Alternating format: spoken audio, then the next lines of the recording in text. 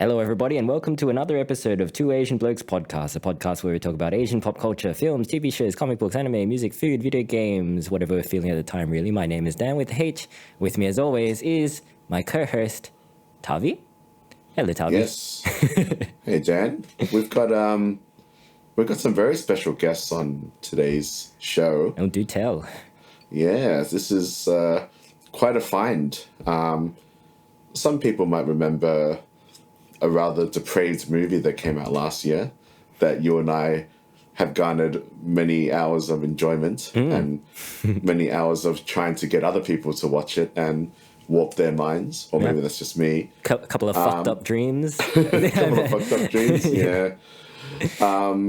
But this movie is The Sadness, one of the best horror movies to come out of last year. Easily one of the best. And we're joined by a duo, I believe, TZECHAR, and they've done the music and the scoring for The Sadness. And we managed to get them here on the show today. Our first, legitimate guests that aren't just just our mates, yeah. So we want to welcome, it's Ming and Sara, that's correct? Ming and Sara. So, Sarah's gonna come in a bit, but I'm here right now. Okay. Okay, cool. Welcome, all right. welcome. I forgot that. Yeah, we probably should have waited, but that's all right. Let's just chill. Let's have a chat with Ming. It's Yeah. Welcome to the show, Ming. Thank you for joining us. Yeah, no worries. Tavi mentioned, we watched The Sadness last year. Both thoroughly enjoyed it. We even did an episode on it where we talked about our own personal love for the movie as well as the depravity that we kind of witnessed on screen. It's a fun time for us. And the music obviously and the score plays a big part in the success of the finished product. So kudos. Thanks. When Tavi mentioned that we were having you on the show, I was very excited. No, that's good. I actually worked pretty closely with Rob on it. We're pretty good friends. So throughout the process, even before, way before I started filming, when he was writing the script, so I've got some insights there that maybe can share. And also, did you guys manage to convince people to watch it? Because it's not for everyone. I was barred from suggesting movies in the Dan household. Yeah. Oh yeah, I tried to watch it with my partner initially, but she couldn't get through it. That's not really a fault of the film, but it's pretty hardcore, right? Yeah. I tried watching it with my family, and 2/3 of them bailed, at different points. It got too much. And even when we had a screening in Melbourne, we invited some friends. Some of them couldn't watch it all the way through. But that's good for a horror movie, right? That's good. It's personally set the bar for us in terms of when we mention violent films, we always kind of compare it to The Sadness, right, Tavi? We had a conversation recently about what's that movie, the one where the girls are trapped on the tower thingy. Yeah, I came across this article, and then I think it was just some throwaway article, and then people were like, "Oh, we're getting really bad anxiety from watching The Fall, that movie about climbing a tower," and then people were throwing up and stuff. I'm like, you guys haven't really watched a lot of horror movies, have you? I think your quote was, "This is why people have to watch The Sadness." Yes, I did say that. Right, just to get a litmus for their limits, I guess. Yeah, it's just to harden the general audiences up these days. It's weird because the both of us, as we were watching through it, because we watched through obviously a lot of it before it was done, so we watched the whole movie through probably 100 times, and it never really occurred to us that it was particularly extreme. But then I grew up in the cesspit of the early internet, so nothing really phases me. But it was actually pretty surprising that everyone thought it was as shocking as it was. I'm sure that was his intent, but even for us watching it, I guess without the music especially, it was this is not super extreme. Yeah, I guess because you guys worked on it for such a long time, you do kind of get desensitized to it, and obviously you know all the special effects that have gone behind it. So I was like, yeah, it's just somebody getting Yeah, fucked for in the sure. eye. That's all good. You know? Rob and us, we share the same type of sense of humor. So like when we read it in the script and he described it, it was just kind of funny. And I thought that was the intent. I mean, not that it's a fun, meant to be a funny movie, but it's still pretty funny. It is funny though. Like I think we the found it really extreme funny, aspect of yeah. it makes it funny, right? Well, maybe we're all just a little bit fucked up, and that's why it is funny.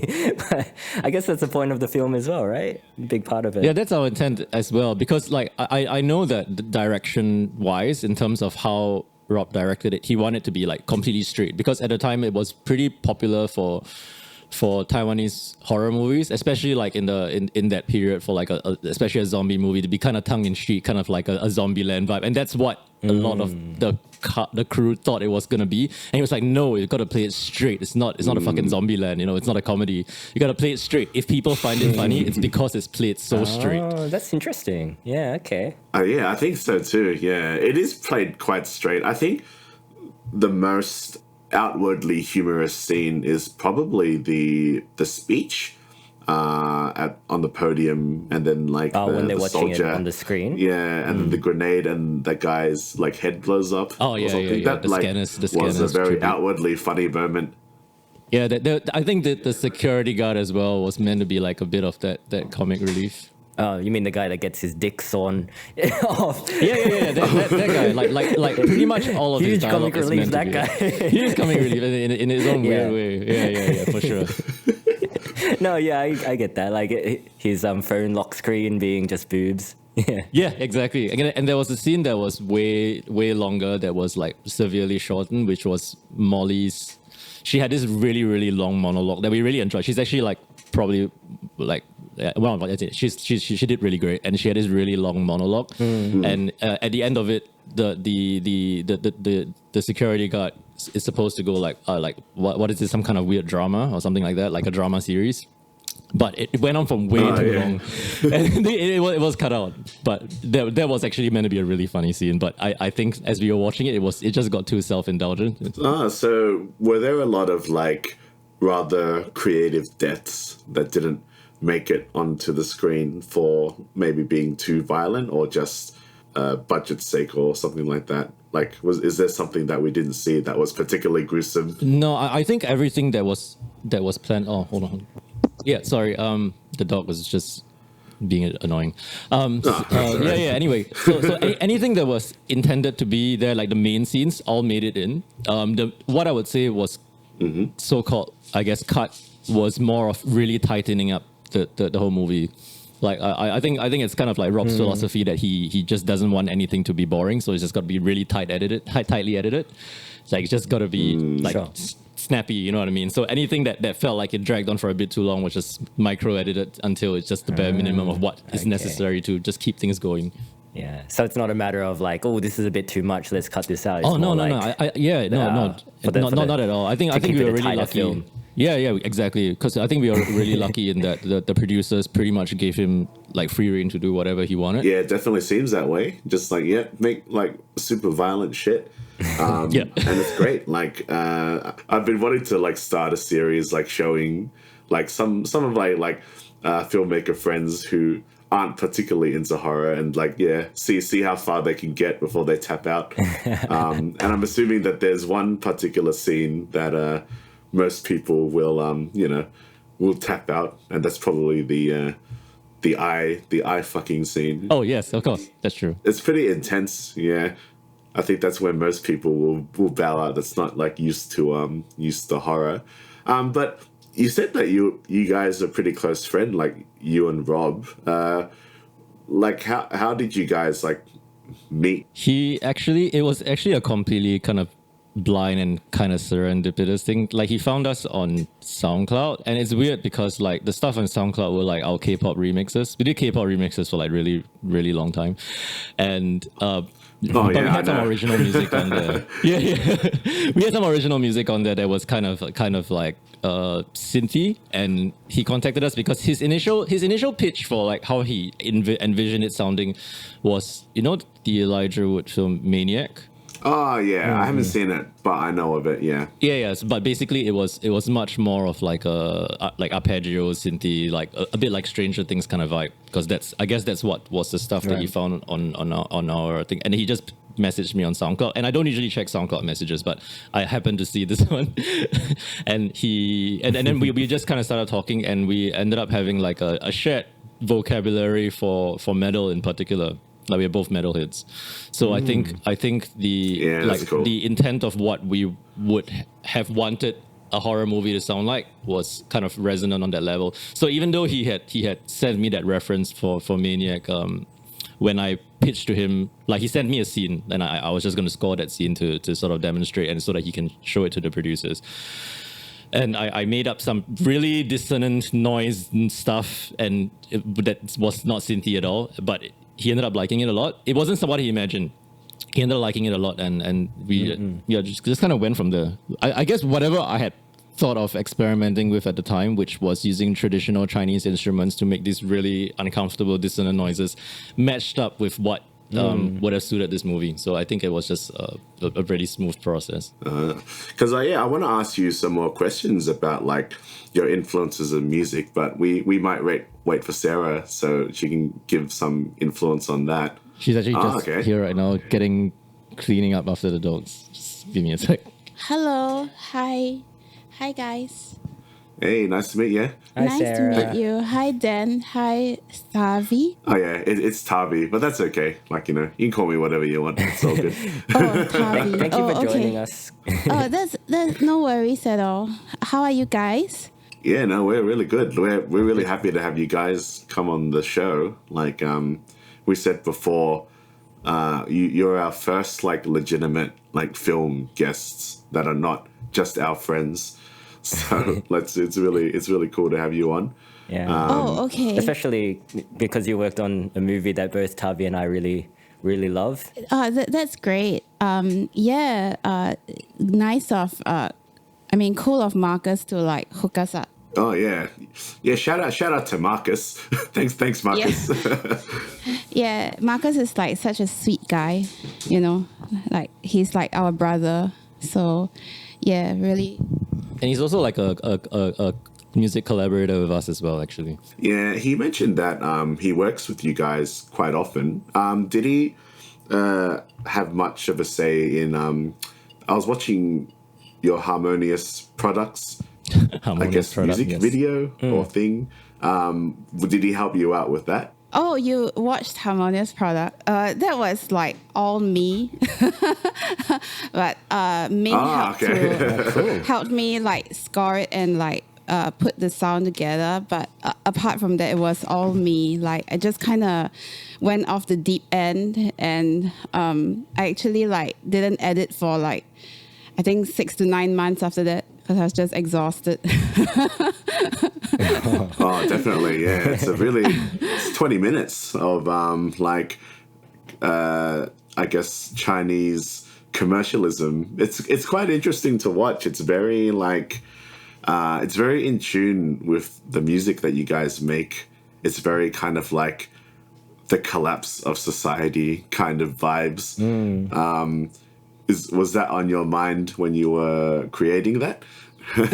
I haven't like revisited it in a long time, but I know that after I made it, I just kind of felt really like jaded about everything.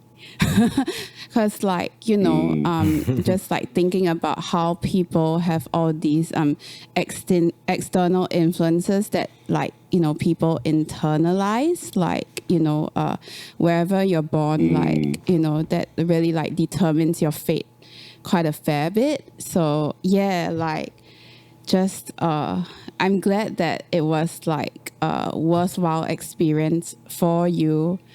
But in terms of like actually like dissecting it right now, I have to rewatch it, because I think that like I get really deep into stuff, but after I finish stuff, like I kind of just like forget all about it. So I only have like some vibes to convey at this point in time. So yeah, to like actually like talk about it, I have to rewatch it. But yeah, like yeah, I think definitely understand that. It's pretty yeah, heavy stuff. Ming Ming watched like how was I when I was making it? I think I was kind of shitty. So, Is that true, Ming? Yeah. It was a very intense period where she just basically worked on it for probably like most of her waking hours. So it was just a very intense period. yeah, how was your experience of it? Like, how did it make you like think about stuff? Because like I guess that would be the most like meaningful feedback for me. Like, how did it make you feel, and like what did it make you think about? Well, for me, it was kind of a very creative way to bring the feeling of whenever I watch Australian television and I see ads and I'm like zoned out and I'm just like, yeah, like this is whenever I watch Australian television ads, it's like, this is like shit. And I'm not saying that Harmonious Products is shit. I'm just saying that like, it captures that feeling of, what would you say, like kind of like white noise of commercialism. Yeah, noise of commercialism. And this kind of like these droning sounds and these just capturing that feeling of kind of almost like isolation and alienation somehow. Yeah. So that's kind of how I interpreted it. And it's kind of very like hypnotic at a point. And then there's kind of like a transition where it gets like pretty whack. I think you show like a lot more of the like Western media side of things, and then there's a lot of these like parallel X-axis going into like the screens and stuff, and it's like, oh, it's pretty cool. It's what I imagine like if I took shrooms often. It's like how I would see the world. Yeah. So I really enjoyed it. Like I watched it once and then I watched it again just recently, just because I was like tired. Like, I feel like listening to you guys' stuff. So I was like, this is cool. Just sit at my computer in a daze and watch it. Oh, okay. When Marcus watched it, he was like, man, it's like a bad trip. Because it's a lot to unpack, and there's a lot of cynicism in it. For sure. But it is important. Like it highlights like how kind of you can kind of be zombified by the white noise, as Tavi calls it, of the stuff that we're watching. How people just kind of like accept it and absorb it, and it just kind of washes over you at a point. The mukbang compilation is just like, there's something kind of like grotesque about it. I'm like, oh yeah. For our listeners, you should go check it out. It's quite an experience. Like, it's Harmonious good Products. Yeah. Like having family meals, like that's very like important in Asian culture. Like 大家一起吃饭. But in making it, like I definitely like didn't want to make something that was just like hollow, even though like it might make you feel like shit is hollow, but I didn't want to just be like tokenistic about stuff. So like that was a lot of work that I put into it. But I guess like I think that it could be classified as like experimental documentary, because it's all just like stuff that's real and stuff that's out there, and like whatever was sampled, like everything was essentially approved by the authorities there. So like it's just like as is, really. I think people can make their own judgments about it. So like that was kind of the intention, but like I'm glad that you guys enjoyed it. Like I'm actually like asked my psych to watch it, and he did. I think he was just like, what the fuck? Starts feeling you extra. So it's just like, wow, like how did I experience that? And then like we actually have another, like I made another video called Made Vanitas for Triple Canopy, and I got my psych to watch that as well. And he was like, like I watched PhD symphony the day before. Like this guy did some symphony orchestra for his PhD project. He was like, that reminded me of that. But then again, my psych's like really like, we have a really good relationship. So, but I think that like, it for me, like it was really like experimenting with different forms of storytelling. So I'm glad that like you enjoyed your experience and you got something out of it. Yeah, like Tavi mentioned the mukbangs in it, and Ming mentioned earlier that you guys have a lot of K-pop remixes on your SoundCloud. It seems like Korean culture, K-pop is pretty big influence in your work. I think like the first time we got interested in it is probably around the 2010s, and this was like right before, a couple of years before it got really, really big, and K-pop was like transitioning from sounding like J-pop to coming into its own voice, and it was actually just before it started adapting really, really Western tropes like trap music. So it was really interesting to see that transition, and that was when there was a really big government investment into promoting Korea's soft culture as well. So they had a lot of investment, they had a lot of experimentation, and there was a sense of like the people that were involved in creating K-pop. There was a sense of like they've got something to prove on a global stage and to themselves. And so the kind of sounds that they were doing, the visuals that they were doing was quite experimental and a lot higher budget than what we would see even in by J-pop standards. And it was a very interesting thing to see the way that the producers behind the scenes and the artists navigate that space and their egos, and that was a large part of our interest in it. What Sarah just talked about, the previous video of Harmonious Product, Made Vanitas, was actually about Big Bang, and that was made towards the end of their not the end of their career. The career isn't over, but a little bit past where they were like kind of like the biggest, just around that point, and it was like observing all these egos navigating this space and getting this like sort of like newfound global attention. Because your stage names for the duo TZECHAR, it does mean like I had a look at it when I was trying to Google you guys, and it's kind of like the Singaporean term for like a mixture of cuisines. Is that your guys' intention? So firstly, its pronunciation itself is meant to be open interpretation. I mean, there is a proper pronunciation, which is TZECHAR, and that's how we pronounce it here. But we've kind of like not really enforced it in any way, because that's kind of the point in that the way that every entity has pronounced it, like on like American radio or you guys or everyone else has kind of done it a little bit different, and that's just what it is. But also, I mean, the idea of sort of like, well, I guess we thought a lot about the idea of like the Singapore identity in a global context, and fundamentally it's about the fact that we've kind of grown up being exposed to media from different countries in fairly equal measure. Like we like, K-pop, J-dramas, anime, Taiwanese drama, Hong Kong movies, obviously British and American TV, like in fairly equal measure, and that's fundamentally what shapes what we consider a Singaporean identity, rather than it necessarily just being a locally grown way of looking at things. And that's part of the intent behind the name. And plus, it's just kind of funny. That's about it.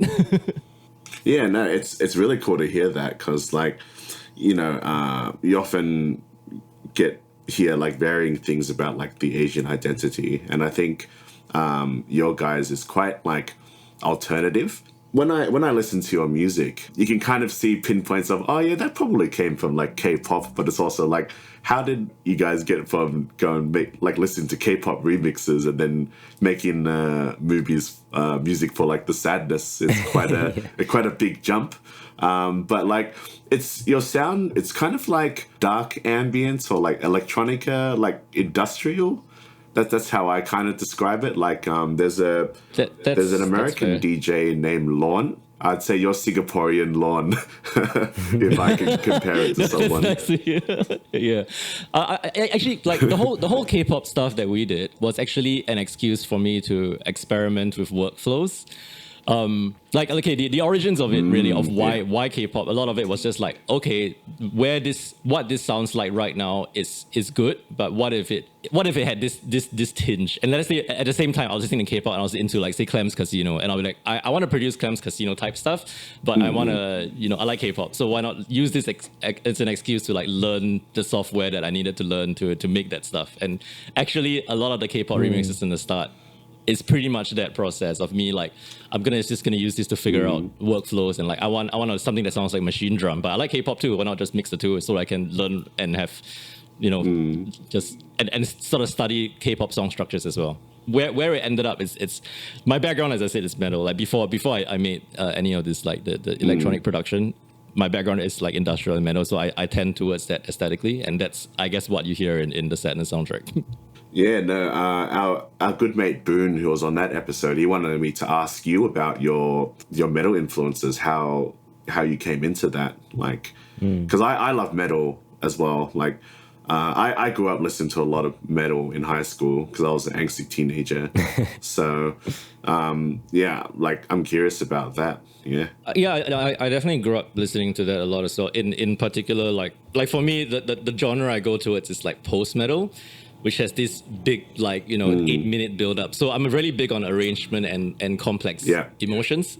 Like Rob, for example, I mean, metal is a very big genre. There's like tons of subgenres, and Rob is into like, for example, he tends towards like brutal death metal, that type of like grooves.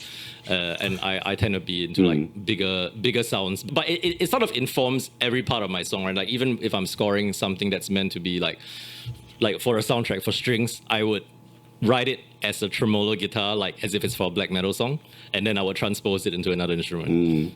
So it kind of informs a lot of my DNA about what I listen to. But I guess the part of it mainly that is in all of my works, including the Sadness soundtrack, it's in overwhelming emotional capacity, like sort of that big rush, this big wall of noise, so, that feeling of that. No, I definitely feel that. Like there's always like that wall of noise in a lot of your guys' tracks that like kind of kicks in at the end.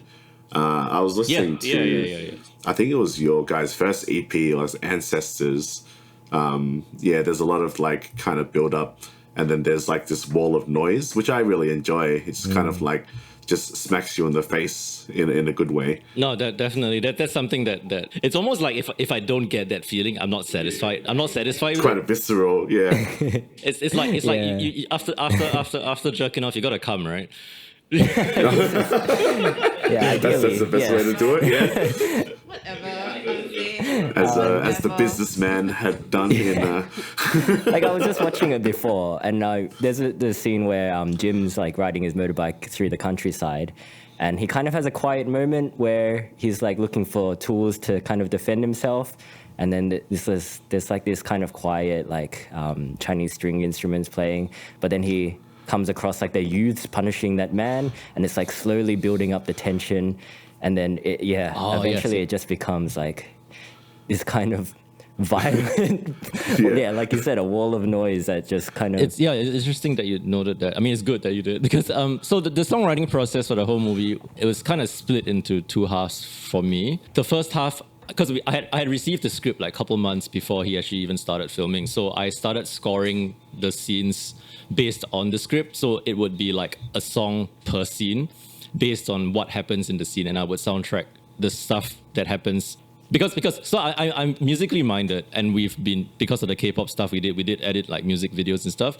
So that's roughly how I see how visuals and music should match. Like something that you see and something that you hear should click, and that's something that makes me feel very comfortable in my brain. Like it snaps something off, you know what I mean? That's something that I had strived for when I was writing the song. So when something happens, the visually, like the music should follow and click in that same exact manner.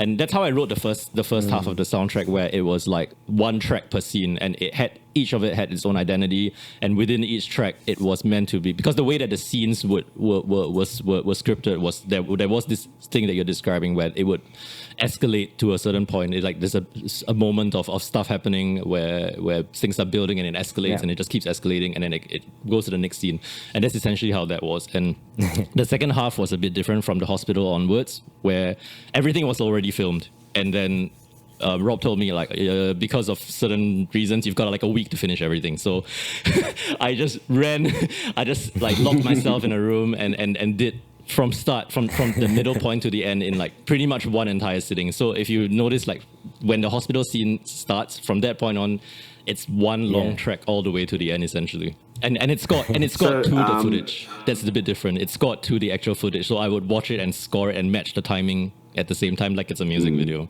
So was it mostly you, Ming, that did all the music? And how did Sara help out with the sound? Because there's some vocals I've noticed in some of the tracks. I think it was in I think when you wrote, I think it's called Old Woman, and even Boys Will Be Boys, there's like this kind of like goblin giggling thing, and then there's like these other kind of like ghostly vocal sounds. Was that you, Sara, or was that Ming getting a sample of something? Just going mad in a recording bit. Yeah. No.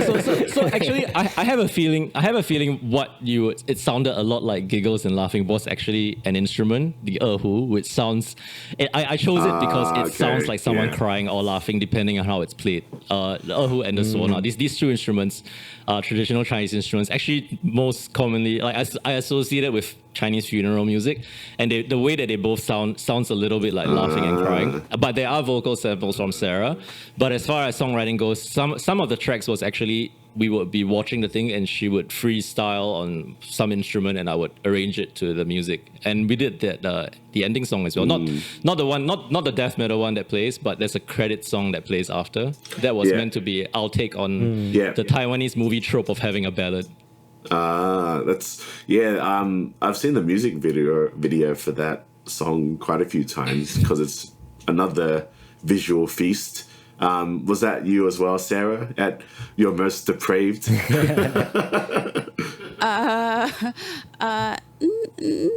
We've made the video, but I think Ming learned a lot of software for the video because like I've just been going through a lot of family stuff like in the past year.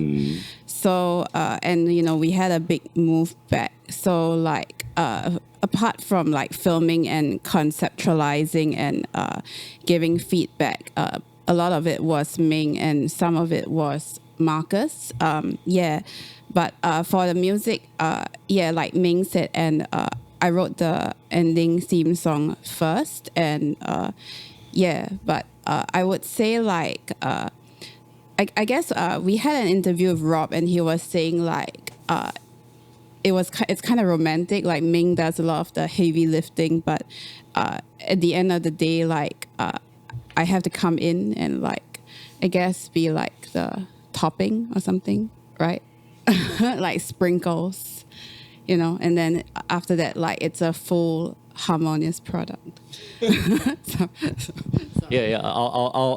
guess the art that we make, including the soundtrack and including the video you described, is to me about experimental workflow, in the sense of like whatever product comes out of it that is recorded is sort of like the documentation of whatever experimental workflow we were working with. Like with the music video, it's separated into different sections because I wanted to learn these software. I wanted to learn Blender and I wanted to use AI software and I wanted to like, have all this stuff that I needed to like upskill with. And so I used that music video to experiment with it throughout, which is why it's got so many different sections. It's like a pixel art, there's like AI background stuff, there's 3D work, and Marcus helped with the end, which is an Unreal Engine experiment as well. Cool. I really like the pixel art stuff. Like that's really cool.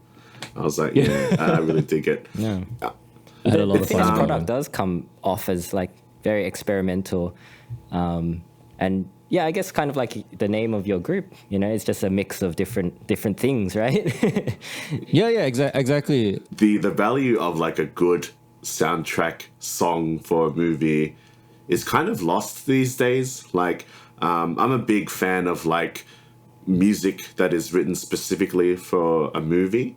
Like if you might remember back in like the 90s or even early thousands where there was like a song that would always be played, but it was associated with the movie, but there's not so much these days. Like, for example, I was listening to the Blade Runner 2049 soundtrack, which is a great score by Hans Zimmer, but then the song for it is just like some random like woman that sounds like Sia just made this really generic pop song.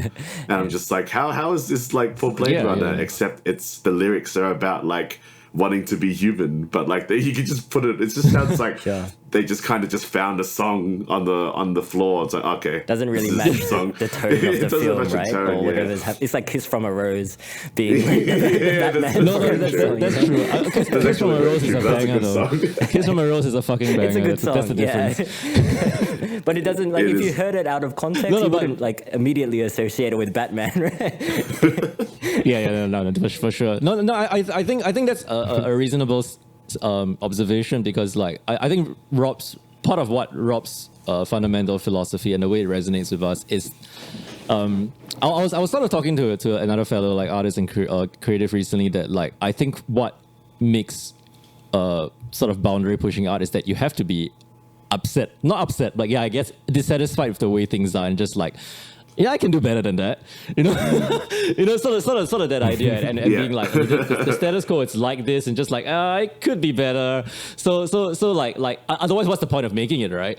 And I do think that's why the Sadness, the movie itself, manifested the way that he did, because he watches a lot of films, and he's I mean, I can't speak for his behalf, but the way it feels, it's just like there are things that he's observed with like horror films or something like maybe it's like, it hasn't been scary in a long time. I haven't felt like, shocked. I haven't felt this discomfort. Like I got to make it, because otherwise I can't feel these feelings that I want to feel from a movie experience like that. And it's kind of the same with the way that we would approach music, for example. And the soundtrack, it was definitely a conscious thing. Like, I know how movie soundtracks sound. I know how all these tropes in horror movie soundtracks, but how can we make it like more interesting and sort of unique to this thing? So like, part of the instruments were chosen, which are, I guess, fairly unique. The Swana and the Erhu in particular, these traditional Chinese instruments that are used to replace what would normally just be regular strings, right?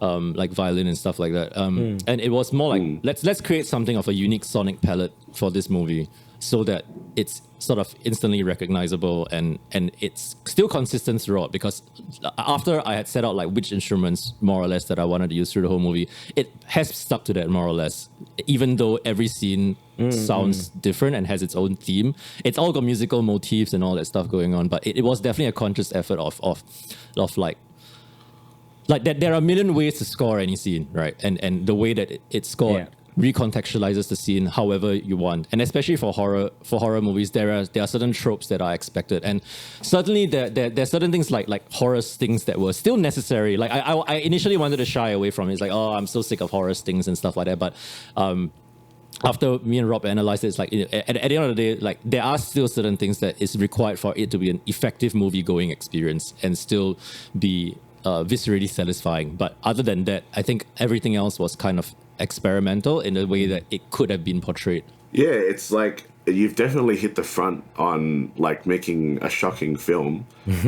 Was it always the plan to make this an Asian movie in Taiwan, or was like, I don't think a movie like this with some of its more like depraved aspects would be able to made in the West? So was it always a conscious effort to make this in Taiwan, or just in Asia in general? As far as I know, Rob's Canadian, but he lives in Taiwan, and he's lived in Taiwan for I think over 10 years. Okay. So the context for like for funding purposes have always been in Taiwan, and I think that he did want to specifically feature the kind of locales in Taiwan, because he's been living there as well, and probably he could get better funding either way from there, because that's where the producers were based.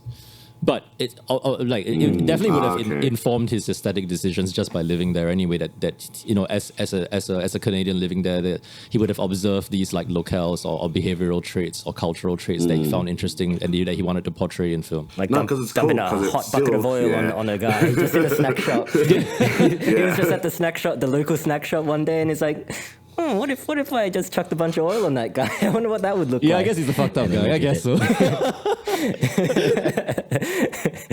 But you were talking about, on the experimental aspect of the music process for this film. Like, you're right. Like, although there are kind of like the traditional horror stings, like I think the more non-traditional aspects that you mentioned, like the different kinds of instruments, it kind of lends this kind of off-putting quality to a lot of the musics and the sounds that you're hearing in general. So as an audience member, it kind of puts you on the back foot and makes you feel uncomfortable, even though like, and obviously what you're watching is supposed to make you feel uncomfortable, but there's another layer to the uncomfortability. And I think a lot of it comes through in the sounds that you're hearing and the music. Thanks for that. Yeah, That's definitely intent. I'm glad that made you feel that way because because obviously we kept rewatching the scenes. So when we ascend scenes, I would edit or write to it, and we just keep rewatching, and without really the sound effects, it's just purely music. So it did feel, and I wanted it to feel like just as uncomfortable and unsettling and shocking and like a roller coaster ride as you're watching it, as if it's a music video. And that was definitely the intent. Like the way that I had mixed the soundtrack, if you listen to the soundtrack from start to end, for example, it's meant to feel like you're watching a movie because it's got all these like peaks and intros and it builds and definitely the intent behind how it's meant to make a person feel, it's meant to feel unsettling even on its own. And intense. I'm a metalhead. I like intensity, right? It's interesting because you said like Rob had lived in Taiwan for 10 years and as you know, he's a Canadian white guy, but the movie still feels very Asian, which I found quite interesting because like, these days it's like, you can't get like a white dude to make an Asian product. They would feel like a little bit disingenuous, but I think Rob's vision does like hold sway pretty well on the Taiwanese aspect, but also like touches of the Western aspect as well. Like maybe even the metal, especially the song at the end. I think it's a Taiwanese doom metal. That's a Taiwanese band, by the way. Like I was like looking up on this song. Yeah. Is that Ashen? Yeah, it's cool. Yeah, I saw Ashen. That's it. Yeah, it's cool. It's just like if you didn't know that he was. If you didn't know that he was Canadian and you had watched it, would you have thought it was not a Taiwanese? No, I wouldn't have noticed. No, like I was going to say, like, there's a big difference. Like, there's a particular movie that I bring up, and I'm sure many people have heard of this movie. Crazy Rich Asians. Yeah, so that's directed by an Asian director, but it doesn't feel like an Asian movie. You get what I mean? Like, there's no sense. It doesn't feel like I'm watching something culturally relevant. Whereas Rob, who has lived in Taiwan for 10 years, I feel like I'm watching something that is quite respectful and genuine. Yeah, it's just like, and I mean, like, especially with the music that accompanies the film, like, again, the mix of sounds, like you've got all this industrial stuff mixed with like a lot of the Asian instruments as well, but it's not overdone to a point where it's like tokenistic. So I think like you've done it quite subtly in an intense way, which is like, I think it's really good. Yeah, I think like the cinematography and the tone of the film as well it does feel like an Asian film. Yeah, he did have a very good cinematographer working with him. Like I think that him being a Canadian, primarily non-Chinese speaking director, and he surrounded by a cast and crew that speaks Mandarin and not necessarily very as English might not be their first language, for example. I'm actually really, really shocked because firstly, this is like his first ever film, and it was done in such a it's just done extremely well, and secondly that him being a big white Canadian in a with a Taiwanese cast and crew, and it feels as authentic as you guys have observed is pretty insane. But also and also because he had primarily a really good cinematographer that's resonated on the same wavelength as him, and I think he has described before that he had myself and the cinematographer and a couple of the core actors that were really, really like they really got what he was going for, because what he was going for, which is the part that I would say is non-Taiwanese, is that he really, really wanted to push things to extremes to the point where he was constantly being questioned a lot of the times. about like, are you sure you want to do this? Is this right? Is this appropriate? And he like, kind of had to fight for it at some level. But because he had this core team of the cinematographer and myself, and like the businessman in particular was really totally got what he was going for. So he I think he was comfortable with being able to have, as long as this solid base was there, he could push through everything else.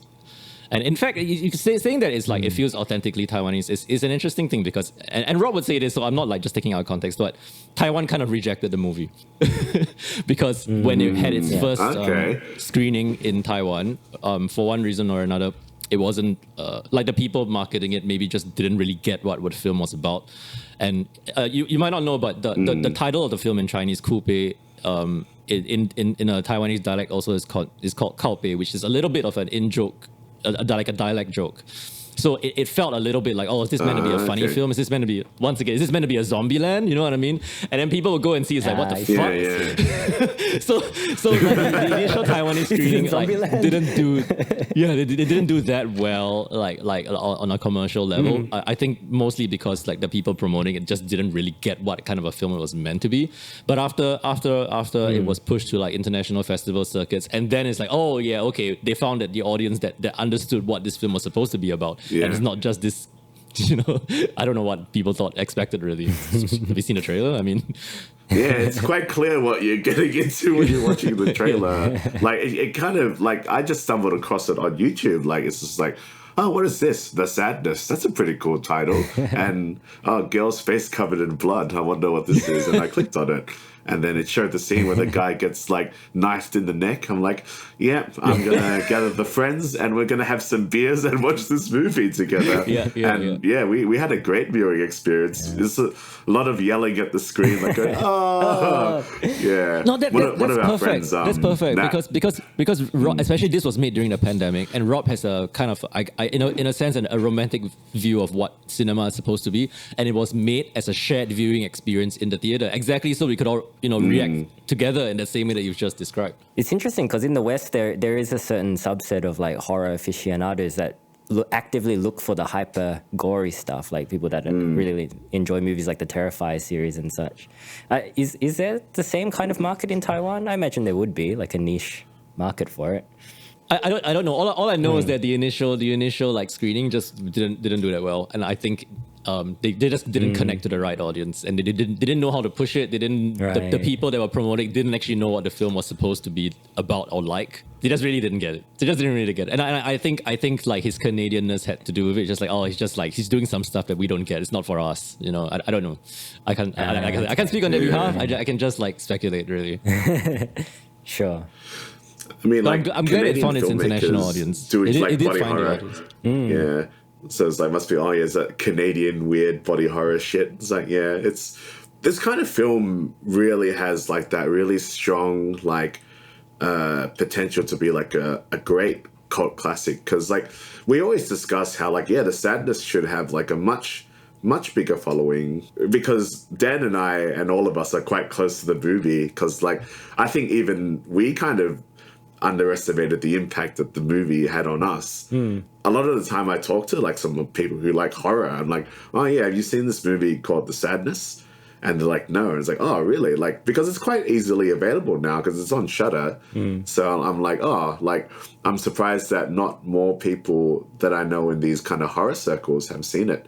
So I'm like, yeah, go watch this movie. Like, drop whatever you're doing and just go get your Shudder account and go watch. Like, go watch The Sadness. It's the type of film that I wouldn't immediately recommend to somebody that I've just met. But I just recommend this movie. Yeah, just go watch The Sadness. Yeah. But yeah, definitely, it's a kind of like, even for me when I first watched it, it was like, the first thing that you notice is the impactful violence and the depravity in it. But on like multiple watches, it's like just a really good watch as well. It's just a really good film all around. Like you yourself mentioned, Tavi, that it's like not as violent as you remember it actually, but it's like really good regardless. Yeah. It's a really well made film, guys. Like you knocked it out of the ballpark. Me and Dan are going to be advocates for it, like wherever we go. We might lose some friends over it, but that's all right. Don't need their we might be friendship put anyway. on some watch lists because of it. That's all right. yeah, it's really not for everyone. But I guess for the people that really like it, like they did really, really like it. Because I remember when I was following the Taiwanese release, there was a review that was literally just like a picture of a guy like vomiting in the sink. Like he just puked in the sink and that was his review. Oh no.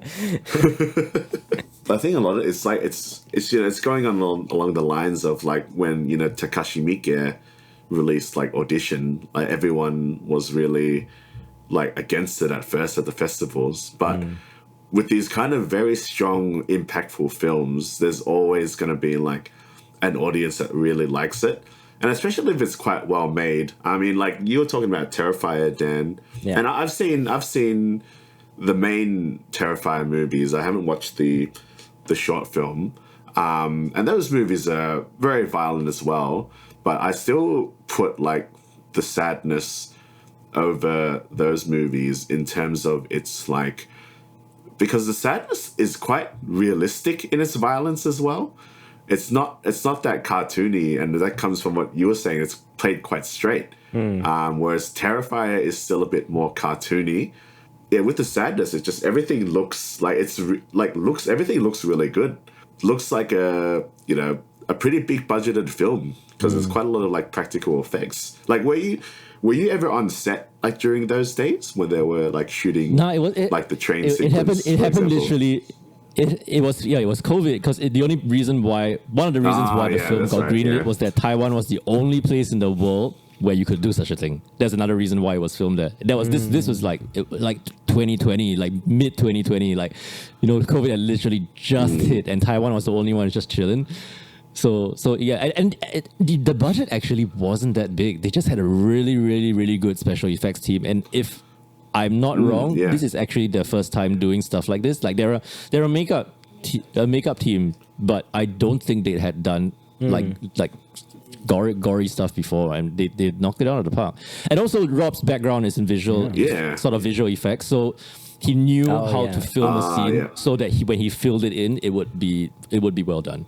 Yeah, because it's very like each like stab is very grisly, like to a very entertaining degree. Because like it's just like, I mean, just interesting to hear that like the budget wasn't that big, but it just looks really well done. I mean, like, you talk about a Marvel film. Again, I'm going to attack Marvel again. Wouldn't be an episode of Two Asian Blokes without an attack on Marvel Studios. Go ahead, Tommy.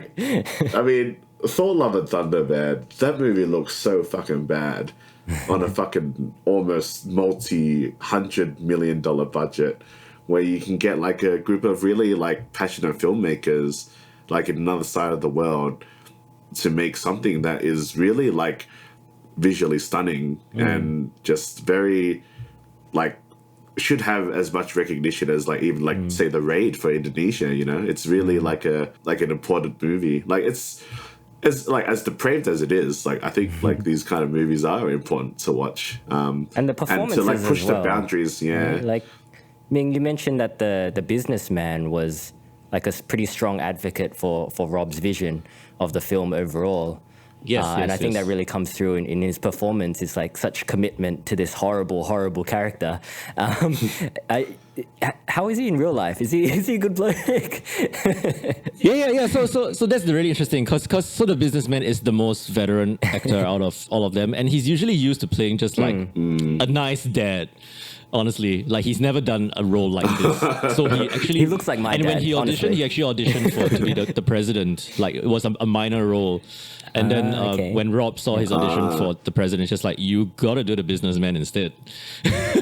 and I think the main thing that Rob has mentioned that he brought onto it was that it would have been easy for the businessman to just have been like the Joker, just an over the top crazy guy that like laughs and giggles a lot or whatever it is, but like the way that he, especially that the scene where he is right after the train scene where he's just there like staring at his hands in the train, and the way that he did that and the way that I scored it was like the way I scored it was also a very sinister like doomy thing that was like a very simmering feeling, and I think around that same time the actor had chosen to portray the businessman that way as well, and it was a direction that Rob didn't fully expect. So it was just this weird synergy that happened that he became just from like what could have been like a Joker like copy to like I think he described it like an elder god. You know what I mean? Really much deeper, richer character, and the kind of madness that he manifested was much more subtle and simmery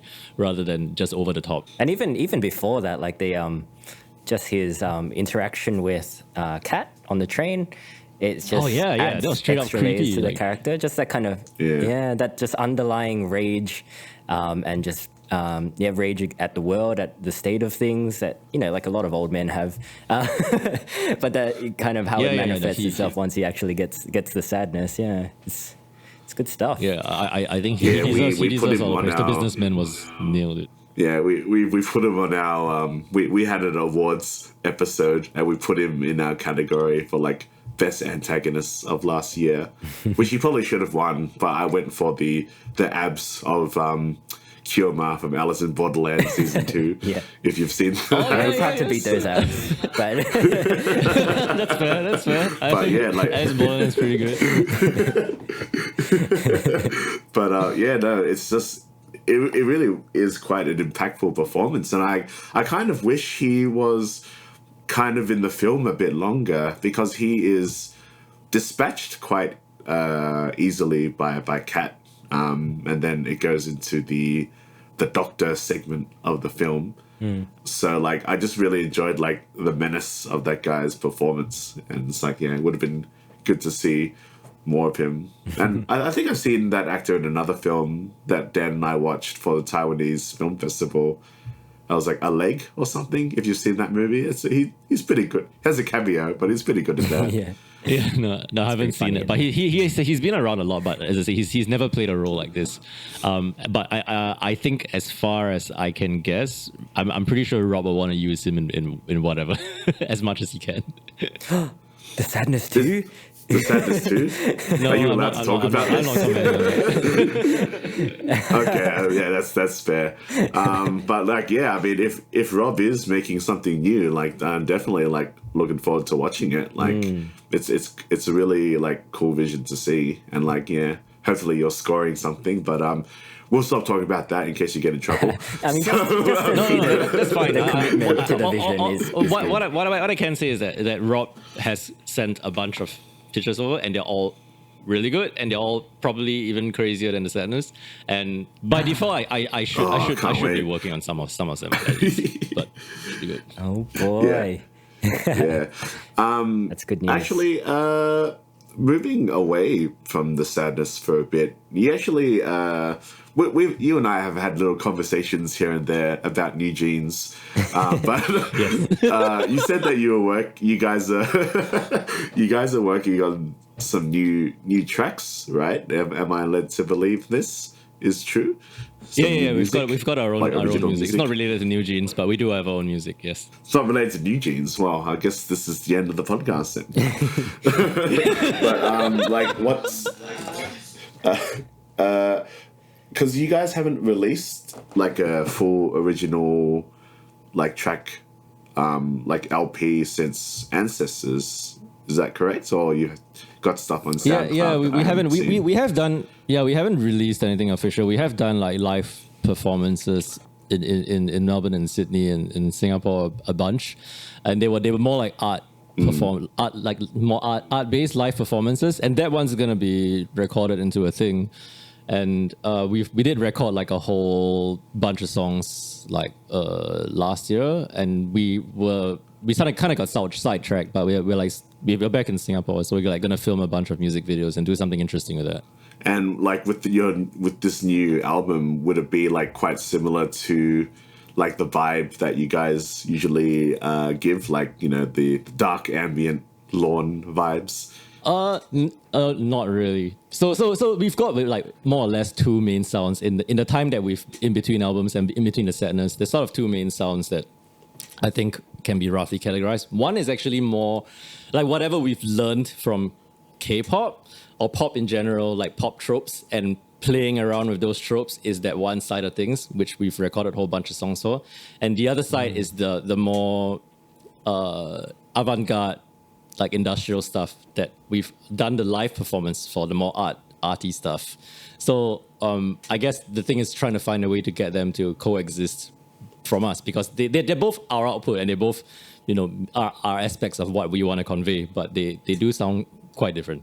Yeah, it's just, I still find it really fascinating how it's like, and you even said this before, like, yeah, we're talking about the sadness and eye fucking, and then now it's like the combination and mixture of like K-pop sounds because are into your music. I find that really fascinating. Just how, like, you know, the uncle fans are kind of changing the K-pop sounds and turning it into something just a little bit more. A little bit more fucked up. Yeah. That's right. I mean, the evolution of K-pop itself is a really interesting thing to track. And I mentioned earlier in the podcast about where they were at that point in time when we got into it, when they were transitioning from J-pop into coming into their own sound. That was like in the 2010-ish, and then there was a period where they discovered like trap, and they've been using these fucking 808s forever. For a long time, like way longer than I thought that they would. And then, you know, then they went through their weekend phase where everything sounded like that flashing. I can't remember what the name of the song is. The one that sounds like Take On Me by Aha. Yeah, Blinding Lights. So they go through these waves and stuff like that. And then obviously K-pop ended up forming its own tropes about having these disjointed sounds and disjointed song structures where the verse and chorus are like intentionally mismatched so that they can, I guess, showcase the variety of the talent that they have, and now there's New Jeans. I mean, honestly, like, give us your take on New Jeans. You've got the floor, man. Like, I'm curious to hear, because like I can't explain why I really enjoy New Jeans. Yeah, Sarah's like rolling her eyes because I'm like this creepy fucking uncle. No, she's a fan. She's a fan. It's just that I just go a bit overboard. So like, I mean, to a casual listener, like, my main thesis on New Jeans. My main thesis on New Jeans is just actually stemmed from the main producer behind them, Min Hee-jin, and she used to work for SM Entertainment. And she's the one that did the styling for, you know, Girls' Generation FX Red Velvet. And she apparently there was a lot of stuff, even though she managed to get a lot through, there was a lot of stuff that she wanted to do that wasn't allowed. Because, I mean, fundamentally speaking, I'm not saying that SM culture is going to be one way or another, but being a woman in a male-dominated industry, I mean, not the artists, but the sort of the people behind it, and being able to have these ideals that would fundamentally, I presume, not be able to go through for you know, politicking reasons, and then going out and doing her own thing under Adore, and even Adore being under Hybe, which is BTS's label, even they questioned what she was doing, and she had to be like, okay, the deal is you guys can't see what I'm doing until it's out, and being able to do that, and it being questioned all the way through, and then it coming up manifesting as something like New Jeans and doing so well. And it actually like solved a lot of the fundamental quirks or I guess issues with K-pop that we've observed through the years, like in terms of the way that members would be able to have like be comfortable with their egos, the way that the choreography wouldn't be so sharp and be more groove based and looser, and the song structures not being so disjointed, but integrating like underground music influences like Jersey and stuff like that. The styling actually being something that a Zoomer would wear, because the primary audience, no matter how you want to put it, are Zoomers. They're meant to be teens and tweens. Like you, even though they're made by like these grown men, you know. I mean, have you seen like, you know, the way that like YG shows or whatever it is? They're like, it's a bunch of men lining up and judging these girls. Like, that's weird as fuck, right? Sure. But with Min Hee-jin and the way that she produces New Jeans, like. The way it looks like is that she does mentor them on quite a close level, as if they're like her girls, and also like the way like New Jeans' last member, when it was finalized, it was only like a couple, like 3 to 4 months out from their debut, which means that there's also like not that much of the intense training, which allows the trainees to get jaded. You know, they don't feel like, oh, this is a work or something like that. They're still excited. Like, you can see in their performances, you can see in their expressions. You can't fake an expression that well. Like, you can see that they're still really excited and happy about it, as far as right now anyway. stark They're not contrast Leonardo to the Blackpink DiCaprio. members. They can't act that well. yeah, and if you see like the choreography they do, it's a lot more groove based. It's not so sharp and had to be precise like the way Infinite used to be, which is like, it's actually a lot more groove based. It's more akin to street dance. And if you see like videos of street dancers commenting on it, they're doing, they're really good. And the looseness of it actually is something that under a traditional model would have been frowned on, like the looseness of their choreography, but it works so well because that's how people dance. And so I do think that the way that New Jeans has manifested is Min Hee-jin's rage against the machine of, the K-pop machine that she has felt unsatisfied about. And I think it's really good that it's done so well because almost every element of it is a reaction to what came before. And I personally feel that from this point on, any like Gen Z person that is into New Jeans, almost every other K-pop act will look kind of cringy from now on.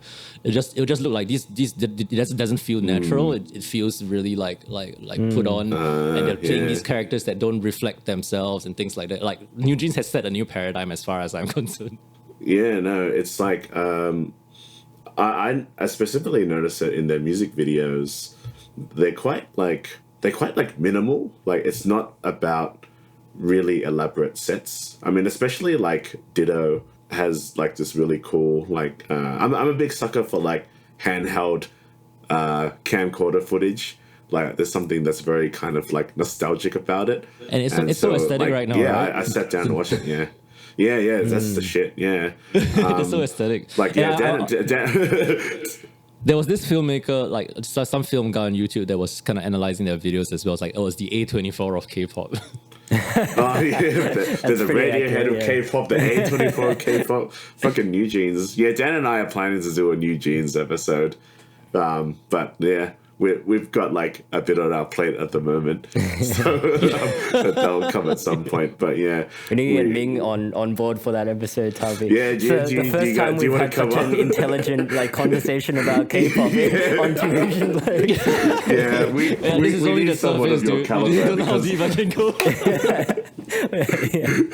Because we talk about K-pop, it's like, oh yeah, that she looks pretty good. But yeah, that move looks cool. And then it's just me and Dad picking for like really kind of like nitpicking for oddly funny things and then just getting drunk. So yeah, no, that'd be cool if you want to join us for that at some point. I don't know when that's going to happen, but like, yeah, just talk shit about. I'm happy to talk about New Jeans anytime.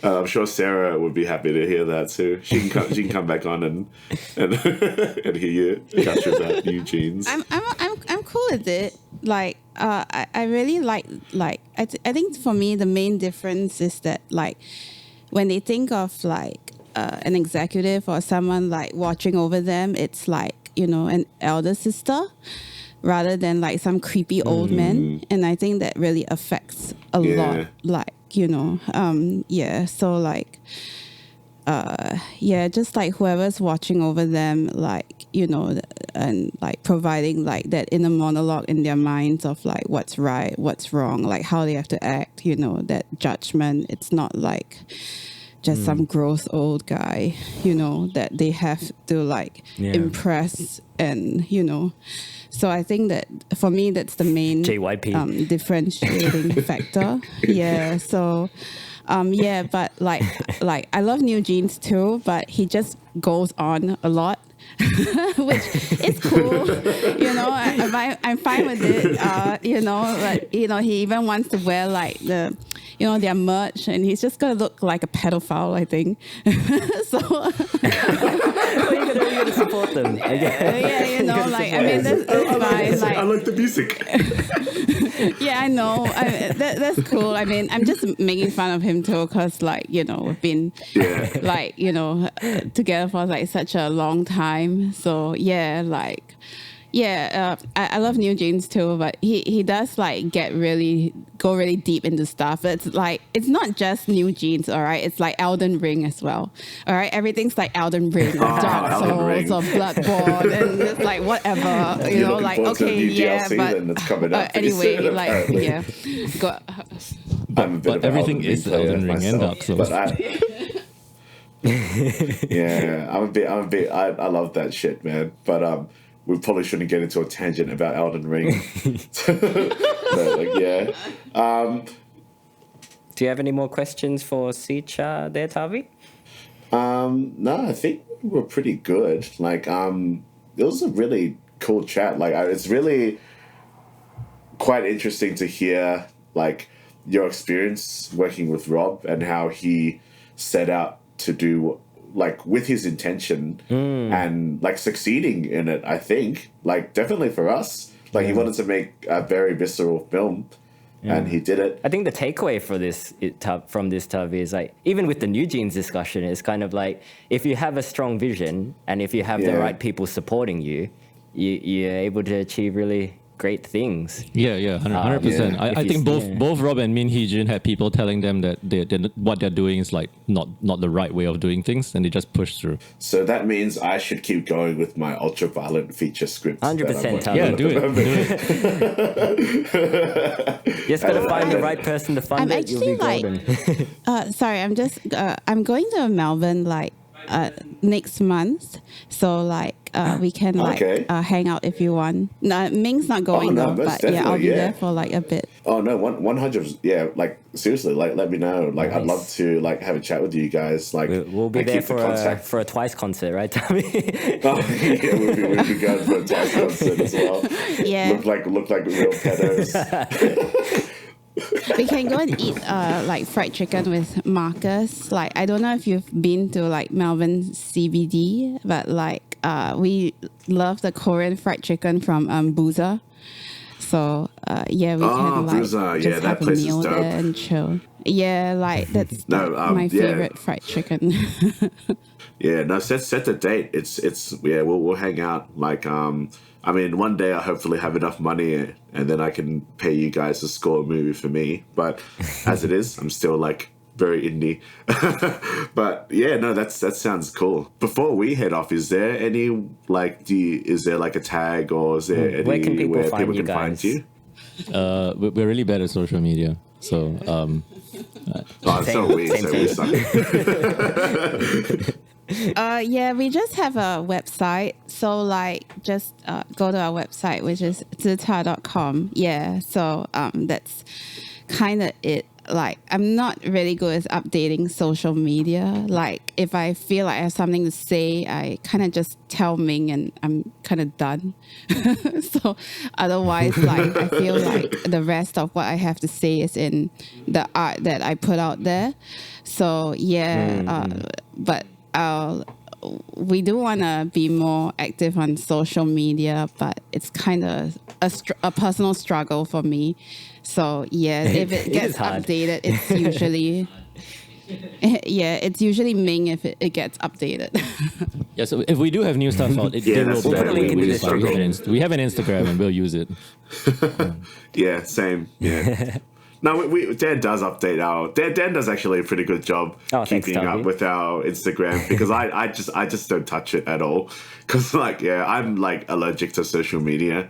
Like I just don't like it. So I understand. Like introverts as we are. I guess We'll put a link in the description to the website. And people can find you on SoundCloud and such. Yeah, SoundCloud and Instagram. Yeah, thank you probably. so much for joining us. No worries. Thanks for having us. Yes, thanks for having us. Yeah, and it was real see you good guys chat. next month. Come down. Yeah, sick. Yeah, can't wait. Let's get drunk and eat boozer. That'll be good. Yeah. All right, and see you later, guys. See you guys. Thank you. See ya. Bye.